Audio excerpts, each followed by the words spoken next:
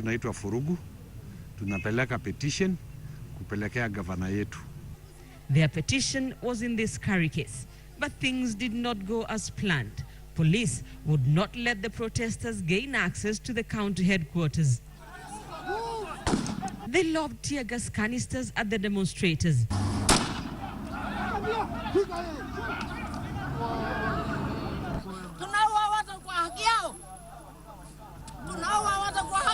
As the protesters scampered for safety, at least 8 people were injured. They were rushed to the Narok district hospital. 1 person died while undergoing treatment. For the relatives who lost their loved one, the pain was too much to bear. But even with the tragic turn of events, the organizers did not give up. Narok Senator Stephen Ole Ntutu and MPs allied to him, who are accusing the Narok Governor Samuel Tunai of abetting corruption, managed to present their petition to the county secretary. They have now given the governor 21 days to respond to the issues in the petition. Rita Tinina, KTN. So 1 person died, at least 8 others were injured. That story from Narok forms the basis of a big question tonight. We're asking you, should Narok residents have obeyed Nkaiseri's order to ban the protest? Indeed, tell us what you think. SMS your yes or no opinion to the number 22155. You can also join that conversation on what's happening in Narok County on Twitter at Ben_Kitili, at Linda Ogutu, and at KTN Kenya. Shall be sampling your views during this live newscast. Now, embattled lawmaker Alfred Keter has come out to defend his behavior on Saturday night, which has elicited quite some backlash against him. However, as KTN's Wilson Mburu reports, Keter maintained that his actions were perfectly justified in the light of the situation and that he will not apologize. To criminals. I cannot. That was the answer given by the Nandi Hills legislator, who was defiant after journalists sought to know whether he would apologize to the attendants at the Gilgil Way Bridge after the drama of Saturday night. Kuna hama member of parliament. Yes, sir. Chairman wa security Kenya mzima kamama. Yes, sir. Anapiga simu, no one picks. Yes, sir. Huyu anapiga, no one. Yes. We are about 10 members of parliament. That is you are waiting to hear from who? From God. And you know what? Jesus Christ to call you. It was very necessary, because if we had gone like that and just come back, the way those have gone to Mlolongo and come back, it will never be news with you. The Nandi Hills Member of Parliament was very categorical about making an apology. He was not going to give one. And in his press conference, he did give a number of reasons to explain his actions. The legislator was in the company of his nominated URP colleague Sanjeev Birdi to give their version of events after his behavior caused an uproar. He accused the weighbridge attendants of attempting to extort money from them when they inquired about the status of a lorry that had been held there, explaining that his actions were an attempt at exposing the rampant corruption that has been plaguing weighbridges. We were provoked by the situation there, and that is how we reacted. And I want to mention this. It is important for you to cover the corruption issue. Why? When I slept by the roadside, it was never news. Meanwhile, as Keter tried to put out the fire he had lit, trouble at yet another weighbridge, this time in Mlolongo. It all started when transporters blocked a section of the Nairobi-Mombasa highway to protest the closing of access roads. The transporters claimed that the closure of the roads adjacent to the highway by police was affecting their businesses. Wakuja kutufungia barabara, for sure wana expect tumangie wapi. Hatuwezi iba, mtu kama mimi siwezi enda kuiba, mimi nategemea pale rodi. Kwa hivyo hafai kutufungia barabara. Wakifunga hiyo njia na mwingine anaenda kufanya kazi, ile kazi wamefungia, vijana wataenda wapi? Hakuna pale wanaenda. Police, however, said the transporters have been using the roads to avoid making payments at the weighbridge, while the transporters accused the police of extorting money from them. Wilson Mburu, KTN Prime. In other news, as the Langata Road Primary School land debacle continues, another land dispute has started in Kawangware. Property belonging to 13 private developers has been marked for demolition, with the area leadership saying that the developers have encroached on a public road. KTN's Sharon Momanyi has the details. Controversy is brewing in the heart of Kawangware, and it is all about land. The dispute is about this road, Macharia Road. The dispute is between the area leadership and private developers. Macharia Road is scheduled to be tarmacked and expanded by 30 meters, a project that would see structures on one side of the road demolished. The MC and everybody came here saying that we've encroached the road. I have all the titles, I have everything, I have all the approved drawings. And they've told, initially they told us we are moving about a meter inside to allow drainage. But now they came and told us to move 30 meters backwards. That's affecting my 2 plots, which is half an acre. Among the structures marked for demolition is St. Jude's Clinic, located along the road. Jen Mwathi has run the clinic for close to 7 years. She says the news that the clinic would be brought down was at the very least shocking. How am I on the road? And I have the title D, because this title D I acquired 2010 officially. But the area leadership is quick to dismiss the complaints of the developers. Area Member of Parliament Simba Arati says that the constituency is on a mission to develop roads in the area and is only reclaiming what belongs to the public. Anybody who has started on the land which is perceived to be public, let him be sure. I'm not a coward. Court will go. As long as we'll be having a genuine purpose, we'll listen. But if you have grabbed land and is a public land, we'll have to reclaim it back. Wale watu ambao wamejenga Kawangware hawatumii plans. Ndio unapata mtu ameenda na amencroach kwa sababu unataka ujenge plot yako na ujenge mpaka kwa barabara. So unapata wananchi wanateseka kwa sababu hiyo barabara inatumiwa na watu wengi. However, some of the people who have developed on the road, like Elizabeth Mbatia, have already vacated their premises to pave way for the road construction. Area residents want the project to take off, saying it should not be stalled by a few developers. Mimi najua barabara ile ilijengwa, ilipitishwa ni hii. Hapo ni ya serikali, si yangu. Na ni ya kila mwene nje hapo. Wa Mkenya. Tuko tayari kuondoka, barabara itengenezwe. Hata sasa tunabomoa. Barabara itengenezwe ndio turudi, ile fasi itabaki ya serikali ndio sisi tupange vitu zetu. The developers, who say they have all the necessary documentation to prove ownership of the disputed parcels of land, moved to court on the 22nd of January and obtained an injunction. Can the government intervene? Yeah? So that we can wait until the court determined what is what. The controversy comes hot on the heels of the disputed Langata Primary School land that has raised public scrutiny on ownership of public land. Sharmo Mani, KTN. Now, it is said that you cannot expect a different result by doing the same thing over and over again. That is the rallying call by farmers in Mwingi, Mbere and Isiolo. The farmers have opted to plant drought-resistant crops in place of the popular maize crop. Here's Carol Nderi with that story. Rows and rows of drying withering maize plants, bending in surrender to the blazing Mwingi sun that has rendered the plant unpalatable. This contributing to the perennial hunger that is all too familiar in this part of the country. Kamene Kimanzi, a mother of 3, is now counting her losses. She thought a bumper harvest would well be on her way. Sadly, the withered crop is a stark reminder of the reality that is. No food this time round, nothing to sell. It is for this reason the drying up of conventional crops like maize that farmers like Kamene here in Mwingi are being encouraged and sensitized to at least plant drought-resistant plants if they are to harvest anything and be able to feed their families. A call heeded by Mary Ngui in Mwingi West. Mary beams at her thriving millet and sorghum crop. Crops such as green grams or ndengu, as is known by many, and cowpeas, and of course sorghum and millet, do well in ASAL areas. Through the Strengthening Community Livelihood Program, Action Aid is working with farmers in Mwingi, Makema, in Mbere and Isiolo. Drawing in women has especially been beneficial as empowering them has had a direct impact on families.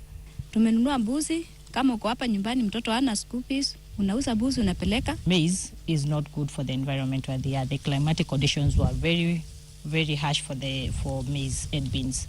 So the farmers started now shifting again to planting millet, sorghum for cereals, substituting the maize. Due to the biting water shortage, residents are sometimes forced to walk for close to 2 hours to the Kwakavili Rock water catchment. It rarely rains, but when it does, water is collected here. Not quite safe for consumption, but they have to make do with it, dirty as it is. Keeping goats and rearing chicken makes great economic sense in an area where rain-fed agriculture is a tall order. Mary David is 30 years old. She has 7 children and her eldest is 18, meaning she got her firstborn at the tender age of 12. Life has so far been difficult, but rearing chicken and growing crops such as the green grams we find her pounding has made life more bearable. Nataka kuwapeleka shule secondary. Sina pesa, nafunga hiyo kuku niuze, nipate pesa ya kuwapeleka shule. Harvesting water through water pans, a hole dug then lined with a special plastic paper to trap in rainwater, is a method the stakeholders are keen on teaching the locals. Julius Nyevi's farm is akin to an oasis, what with the greenery spotted from trees and flowers on his Mwingi farm. If it were not for the water in the water pan, he would be unable to plant seedlings for sale. Dig small ponds, we call them small dams at the household level, where they can harvest this water during the rain season. Irrigation through Tana River is also a viable option, as seen through Justice Kasimi's farm. This season, he spent 27,000 shillings on his tomato crop and ended up earning 56,000 shillings, almost double what he spent. Kalima watermelon mingi sana. Ilikuwa inapelekangwa na huko Kirowea na huko Karatina. Skuma wiki in Mwingi is an almost impossible sight, but not in Kasimi's farm, thanks to irrigation from Tana River. Carol Derry, KTN in Mwingi, Kitui County. Proactive there by the farmers in the semi-arid areas. Let's now take you to the North Rift. Ordinarily, a bathroom adjoining filled-up toilets is abandoned and even pulled down because of the pungent stench from the latrines is too strong to bear. Now, however, it is in such an environment that a middle-aged woman in the outskirts of Eldoret town has found a place to live. Osikandi reports. This is Kimomo area on the outskirts of Eldoret town. This small structure by day is a toilet and a bathroom, but by night it's a home for two. 34-year-old Lois Chemwetich, popularly referred to as Mama Sharon, has lived here for a month now, at night sharing this tiny space with her son. Hata kama ni kidogo, lakini jua tuna nyumba ingine ya kulala, tunalala tu hapo tu. Huyu mama saizi penye anaishi kwa bafu yenye inaungana na choo, na kwa afya ya binadamu inafaa serikali aangalie. The day is her savior, then she can look for odd jobs like today, washing clothes, not necessarily for money. Kufua nguo saa hii huwezi kulalamika, sababu bora upate mtoto tu. Upate tu ya mtoto. The wheels of life turned for the worse when her drunken mother chased her from home when she got pregnant at 17 years old. To safeguard herself from the biting cold and stinging mosquitoes, she would stay in hotels and move out just before the cleaners arrived in the morning. A tough life, that's what throws her into a trance, having lived in this corridor before with her 2 children, before her older daughter was taken up by a good Samaritan. Kafika siku nikakuja hapa. Nilikuwa nafua tu hapa. Nikakuja kukaa hapa na kosa mahali kukaa. Tusa nikaenda huko kwa ile nyumba. Nilikuwa nakaanga nje na watoto. The pungent stench from the latrines is too strong, but her desire to have a roof over her and her son's head is greater. Niambia tafuta nyumba ya kulipa, unapata usipate vitu kama manguo, uniform, ama siku ile ilinyeshea. Hata kuna nyumba zingine unaishi kwa lande, panya inakula. Kuna hii vijana wenye wanakuja kurep yeye, kuna siku ati walikuja kwa akarep na anaona ni vyema kuja ishi kama corridor ama bathroom sababu ya security. She says she does not know the men who sired her children. Neighbors say they tried to convince the administration of a nearby church to give her accommodation in one vacant structure where they could easily monitor her and help her son to go to school, but that request was turned down. Ni mama mzuri, akona tabia mzuri, hawezi enda na kitu ya mtu, ukipatia kazi anatengeneza mpaka urudi kama unaenda kazi mbali. kumsaidia tu ili apate pesa tulipe nyumba, hata juu sahii hata kwa bafu hatutoshei watu wawili. In the meantime, this is their safe haven, the outdoor washrooms, extra ones for the estate. Once in a while, when someone needs to use the bathroom, she removes her items to make room for the valid tenant. Then at night, she takes them back into the small room. The smell is the least of her worries, so long as she and her son are safe. Masikandie, KTN, Kimumu, Uasin Gishu County. Let's hope the woman and her son can get some help now. Igembe South legislator Mithika Linturi generated debate when he revealed plans for his proposed amendment bill seeking to shield the president and his deputy from criminal proceedings in or outside Kenya. Linturi now says the bill is not intended to promote impunity but to allow the two to execute their mandate without undue interference. Linturi was speaking to KTN's Aaron Ochieng. Take a look. Pleasure to have you on the program. In a nutshell, what does your bill seek to achieve? The president of a republic, one, is a symbol of national unity. It also represents the sovereignty of the people of a nation, because the president and his deputy are elected under one ticket and are elected by the people of this republic. And considering that, Article 1 of the Constitution itself says that the sovereign power of the people of Kenya can only be exercised through its elected representatives. So the president and his deputy exercises the sovereign power of the people of Kenya. The amendment I am bringing in here under this particular article is only to delete the word "not," so that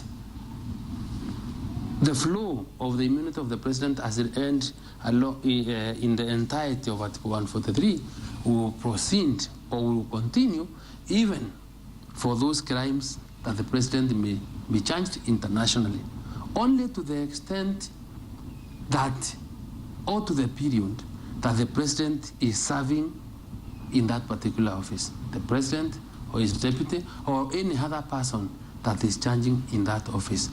This does not create a state of impunity or where you are trying to say that you are cushioning the president from those prosecutions or his deputy or any other person. No, that cushion, that immunity is very limited only to that particular period, and this is what I want to understand Kenyans to understand. Honorable Linturi, maybe people would ask the timing of this bill, this time that the deputy president has a case at the ICC. People may want to make that interpretation, but let me tell you why I think is a decision I had to take.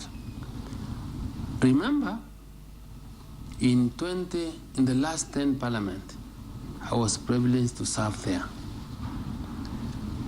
Members of parliament speak on behalf of the people of Kenya. The current parliament looked at this matter again and passed a similar resolution that kindly get Kenya out of the ICC.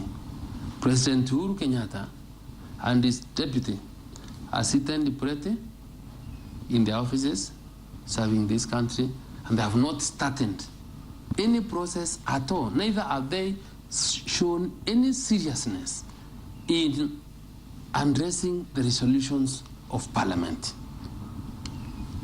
The law that we are proposing is not to address the past, it's for posterity. Because we have seen the kind of shame, the kind of torture that this can bring to the people of Kenya and even to the owners of that particular police office. Why would you want the deputy president to enjoy the same privileges as the president? Good question. I would want you to look at Article 145, 144 of the Constitution and note that our current situation, because we know we have been used to a situation whereby we've had a vice president.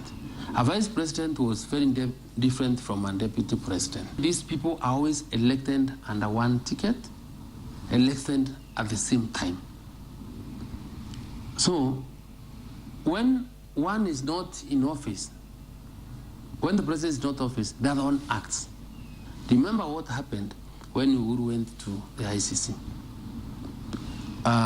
Or when William Ruto was left to act as president, you realized immediately the instrument of power was given. Uhuru got in the smoker and ran away. And all the trappings of power immediately changed, including his security. Meaning those symbols are so critical in terms of trying to tell the country or to create a difference between the current deputy president and the former vice president. Honorable Nturi, is this another way of rekindling that bid of withdrawing Kenya from the ICC? It is not, because the withdrawal of Kenya from the ICC would be done in a different way. There's an act of parliament that deals with the domestication of treaties, and that if we were to pull out, then that is the law that will be amending. Even if we decided to withdraw today, for your information, our withdrawal will not affect the status of the cases, because these cases started before the passage of the law to withdraw. So it will not affect, they will have no effect. So people should not read anything about this, because this will never have any bearing to the current cases. Thank you so much, Honorable Nturi. Santi. Thank you, Aaron. We shall continue to keep tabs on Mithika Nturi's proposed bill. Now, Kakamega Senator Bonnie Khalwale today snubbed summons by the National Cohesion and Integration Commission, NCIC, to record a statement on inflammatory remarks he allegedly made during Fidel Odinga's funeral in Bondo a fortnight ago. The senator has described the summons as intimidation and an affront to free speech, vowing not to be silenced. Khalwale says honoring the summons would amount to ceding ground to oppression. Khalwale, he made a fair comment on tribal appointments that have locked other Kenyans from accessing employment in the government, expressing fear that Kenya was returning to the dark days. Khalwale becomes the latest public officer to be summoned over what is perceived to be inflammatory statements after a similar incident involving Gatundu South Member of Parliament Moses Kuria. Now let's take you back to the big question tonight we were asking you for. It is on what was happening today in the county of Narok. We were asking you, should Narok residents have obeyed Kaiseri's order to ban the protests? One person was killed, at least 8 others were injured. Let's take a look at what some of you are saying on social media. So Peter Ngogi says, no, the Constitution gives us the right to demonstrate. Someone dead and says, no, they did the right thing to disobey because they have a right to be heard. Sylvester Ora says, typical Kenyans, we vote in incompetence and expect perfection. Narok residents should not demonstrate. Yes, here from Joseph Kilembo says, every protest nowadays degenerates into chaos. There is a better way to air our grievances. Alexa Bok, why shouldn't Kaiseri give orders to deny Narok people their right to quality and fair service by their governor? Keep the SMSs coming. The number, as always, is 22155. You can join that conversation on Twitter at Ben_Kitili, at Linda Ogutu, and at KTN Kenya. Indeed, we'll keep sampling your views during this bulletin. You're watching KTN Prime. Thank you for staying with us. We're taking a short break. We'll be back.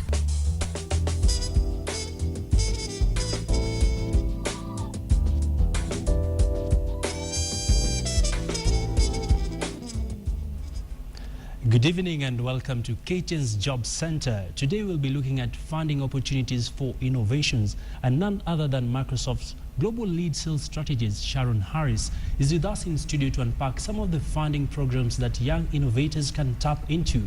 Welcome to the show. Welcome to Kenya, Sharon. Thank you for having me. It's been great to be here. So far, how's your visit turning out like? My visit has been absolutely spectacular. Kenya's a beautiful country with amazing people.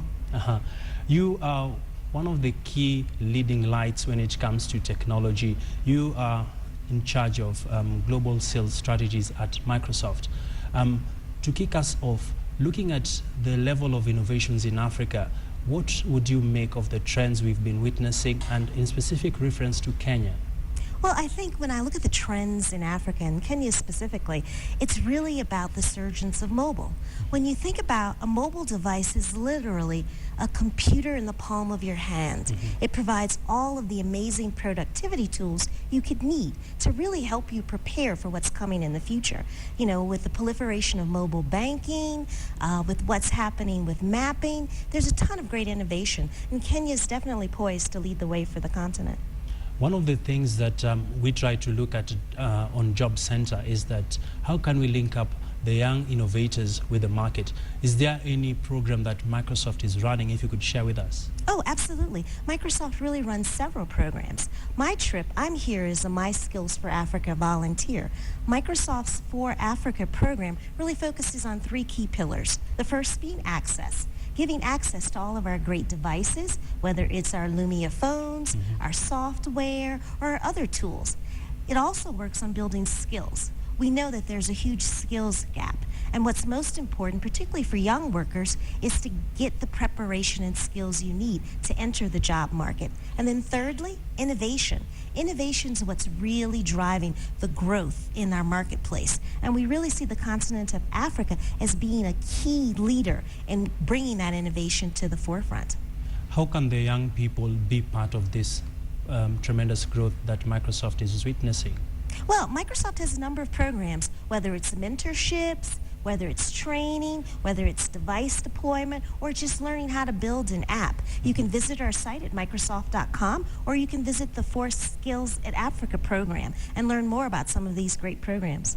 I was just about to talk about the For Africa program. Yes. Tell us about it and how is the success of this program? This program has been amazingly successful. You know, it's 22 years old, it's a continent-wide program, and it's really been successful in helping to bridge that gap.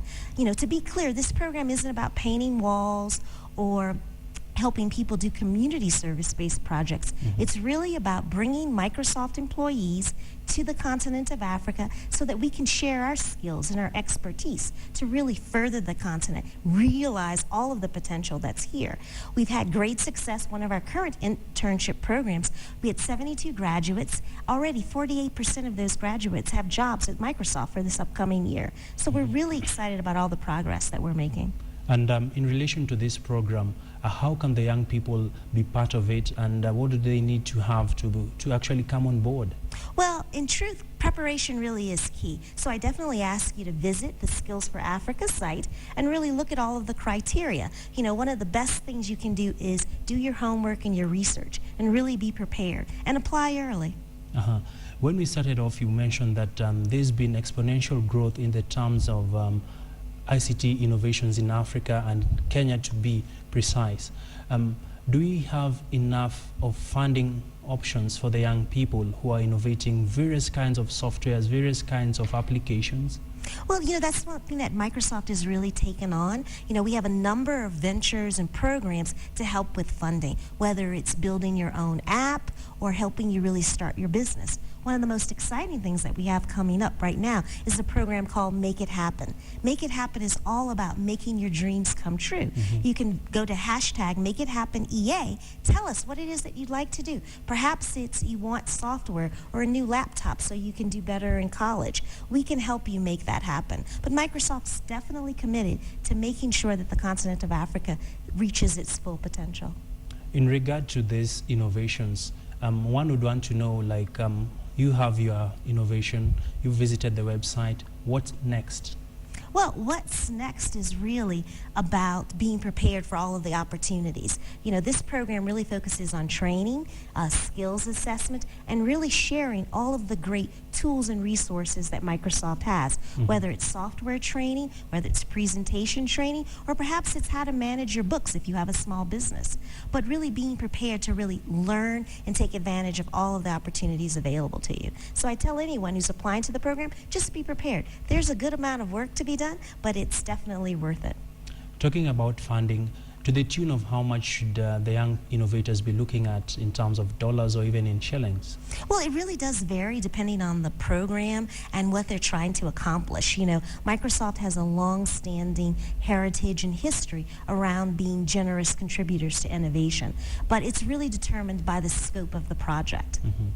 And finally, as we wind up as well, what's the outlook like for Microsoft in terms of growing its footprint within Africa and Kenya, to be precise, in regard to innovations? Oh, the footprint looks really great. You know, we have a new CEO, Satya Nadella, and we really moved into a more mobile-first, cloud-first vision for Microsoft. And clearly, Africa is going to be a key component of that. As I've said, I really consider the continent of Africa to really be a mobile-only place. We've seen the proliferation of mobile devices and services here, really helping to leapfrog the continent forward. So we're really excited about all the growth here and all the growth that's to come. Thank you for making time. And before I let you go, there's something that everyone from the United States, and you're from Washington, I believe. Yes. You like to end with passing out your shout-outs. I'd like to give you just a few seconds as you also take us for the break. Certainly. Well, if you're interested in learning more, make sure you tweet us at Lumia East Africa, our Facebook page, which is Microsoft East Africa. And of course, you should participate in Make It Happen EA. And you can perhaps win a chance to make your dreams come true. And I have to thank my wonderful drivers, Joseph and Rogers from Hemingway's Nairobi, because they do a great job of avoiding all the Nairobi traffic. Okay. Well, that brings us to the end of KTN's Job Center. We've been speaking to Sharon Harris, the Global Lead Strategist at Microsoft, just sharing with us what does the outlook look like for Microsoft, and regarding its footprint, they are optimistic that they are on a growth path. Well, that brings us to the end. Coming up next is the day's business news.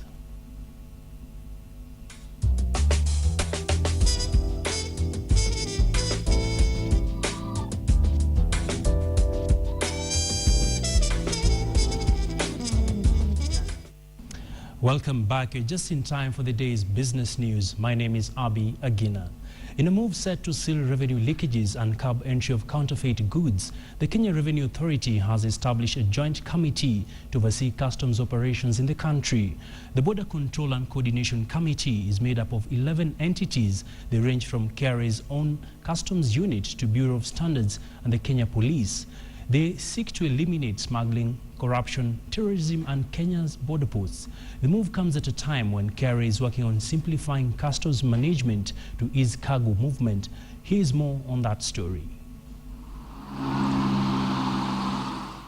The Kenya Revenue Authority's drive to stamp out smuggled goods from the Kenyan market is gaining ground following the formation of a committee that will be handling border security and management. As government, we are working to ensure that there is more effective border management and to enhance also the role of customs in border management. The taxman says there has been a significant rise in the number of smuggled goods into the market, which not only poses a threat to consumers, but also for local manufacturers as well. Going forward, we're going to be seeing customs focusing a lot much more on security in comparison with the other two roles of revenue collection and trade facilitation. Kenya loses billions of shillings in smuggled goods, which make their way into the country through porous borders.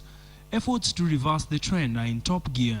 The Border Control and Coordination Committee is composed of heads of the Ministry of Interior and National Coordination, Ministry of Health, National Police Service, National Intelligence Service, and the Immigration Department. Other members include the Kenya Wildlife Services, Kenya Plant Health Inspectorate, Kenya Ports Authority, and the Kenya Airports Authority. The security forces have been brought in to stem terrorism activity that has been occasioned by the porous borders. The key thing has been to integrate the ICT systems. Borders across the country have served as key entry points for smugglers who in the process evade paying taxes. The current state of affairs within East African region have been upgraded, and the 5 countries are currently operating under single customs territory. As we started implementing the single customs territory process, we have seen remarkable reduction in cargo clearance time. Previously, for example, cargo used to take 18 days to get to Kampala, and these days it is getting to Kampala in 6 days. You can imagine what that means in terms of cost saving and also turnaround time for truckers. Although trade within East Africa has been on the rise, mainly fueled by increasing domestic demand for goods, key bottlenecks to trade, such as non-tariff barriers, continue to significantly affect the cost of doing business in the region. Well, some good news there for cargo transporters, from 18 days now to 6 days. The Old Mutual Group has made a 14.2 billion shilling offer to increase its stake in UAP Insurance. Old Mutual seeks to buy an additional 37.3% stake in the insurance sector from Abraj Group, Africa Invest and Swede Fund, who are said to have received and accepted the offer. If successful, the acquisition will push Old Mutual's share in UAP to 60.3% after finalizing a 23.3% acquisition early in the year. Last year, the Old Mutual Group set up a 4.3 billion rand war chest to finance its expansion in Africa. It is, however, believed that the group has spent more than half of the money investing in UAP. Last year, Old Mutual completed the acquisition of microfinance company Faulu. In a statement, Old Mutual says the majority stake in UAP, combined with its existing Old Mutual businesses in Kenya, will provide the group with the scale and product depth to capitalize on the significant growth expected in the region. Of interest to the group will be UAP's investment portfolio as well as access to the regional market. And now to some good news about the standard gauge. The rollout of the standard gauge rail line between Mombasa and Nairobi is already bringing good tidings to the residents residing along its path. This includes job opportunities for both skilled and unskilled laborers. Philip Keitani was at Mtito Andei and now brings us that story. The construction of the much-hyped standard gauge rail has begun in earnest in a journey that will snake through an estimated 472 kilometers from the port city of Mombasa to Nairobi. So far, 2 factories that are expected to produce materials that will be used in the construction of the rail are already up and running, with 2 more expected between Mtito Andei and Nairobi. The factories will produce reinforced concrete sleepers, the T-beams, and ballast for the entire 472 kilometers. Phase 1 of the project involved construction of the 472-kilometer railway line from the coastal town of Mombasa to Nairobi. The next phase will be the 505-kilometer railway line on the Kenyan-Ugandan border. The railway line will be constructed in 5 sections to ensure it is completed swiftly. The government has brought forward the completion date for the project to June 2017, a sign of the government's commitment to the project. Construction of the Mombasa-Nairobi line was scheduled to start at the beginning of 2014, but was hit by a cascade of financial and legal challenges. The government has, however, been swift to try and reduce the challenges and has so far allocated 10 billion shillings to compensate affected landlords. The presence of the president here today at Mtito Andei, which is the 3rd section in the construction of the standard gauge rail, shows the commitment of the government that this project is completed on time. It is expected that SGR, as it has become popularly known, will contribute to the growth of the country's real gross domestic product upon completion. The line is anticipated to ease the cost of doing business in the region significantly by reducing transport time and cost to and from the port of Mombasa. These in turn expect to boost the regional trade by improving competitiveness across the 5 East African community blocks. Many thanks there, Philip Keitani. Well, the standard gauge railway line project is regarded as an economic game changer. We'll be keeping an eye on how that story and how that project actually moves on in terms of the timelines that we have regarding its completion. Let's now take a look at how your money worked in our financial report.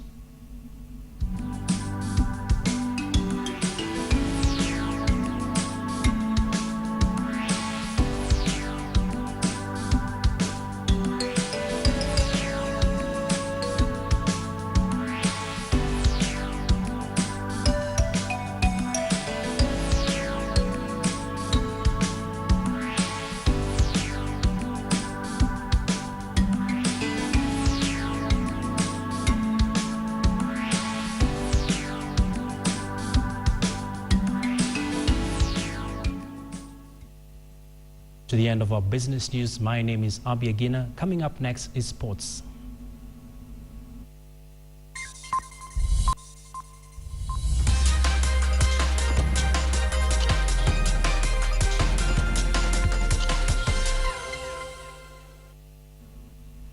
And while keeping it, football, sports equipment and kits manufacturer Puma has officially launched the Kenya Premier League official balls for the 2015 season. Puma unveiled the new balls named KPL Elite 1. The balls bear the logos of the Kenyan Premier League and league sponsors Tusker. The handmade match ball is constructed from 32 panels with equal surface areas for the reduced seam stress and a near perfect round shape. According to the manufacturers, the ball will adapt well to the surfaces used in the country. Former Regional General Manager Oliver With reaffirmed that the company's commitment to partner with African countries develop the game. Football Kenya Federation Chairman Sam Nyamoya wants Puma to help in developing grassroots football. We are very proud to be associated with Kenyan football through our partnership with the Kenyan Premier League, a league that we feel is full of talented players, full of excitement and full of passion. If you see football in this country now, it's getting bigger and bigger. That's why last year I advised Puma that try and go down. We have the National Super League, which is very exciting. We have Division 1, which is very exciting. We have colleges and universities, which are very exciting. And we are really most welcome because Puma is a brand name.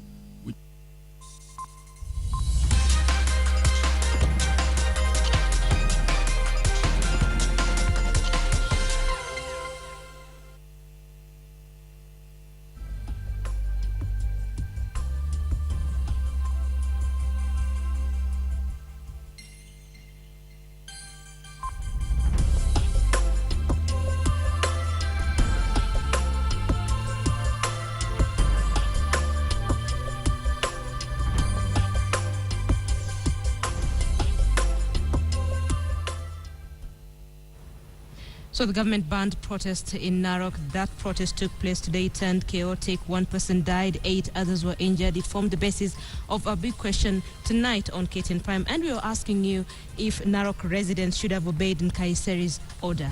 And that is how you poll, split right down the middle.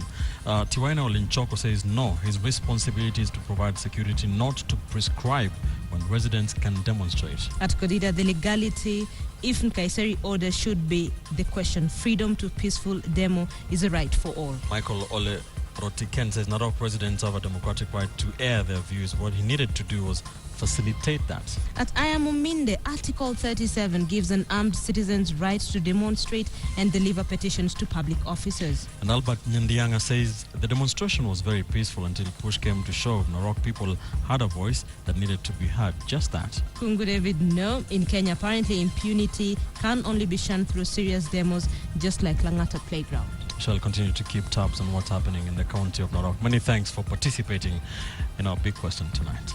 Indeed, and for watching KTN Prime. Yes, my name is Ben Kitili. Have a good night. Good night. We'll see you tomorrow. I'm Linda. For good too.